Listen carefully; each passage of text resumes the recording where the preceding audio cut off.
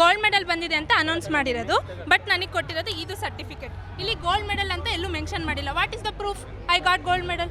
Gold medal ಬಂದಿದೆ ಅಂತ proof ಇಲ್ಲ. ಇದು ನಾರ್ಮಲ್ PDC ಫಾರ್ಮ್ ಕೊಡೋ ಥರ ಕೊಟ್ಟಿದ್ದಾರೆ. ಇದೇ ನಾನು ಇಷ್ಟು ವರ್ಷದ ಕಷ್ಟಪಟ್ಟು ಮಾಡಿದ್ಕೆ ಇದೇನಾ ರಿಸಲ್ಟ್?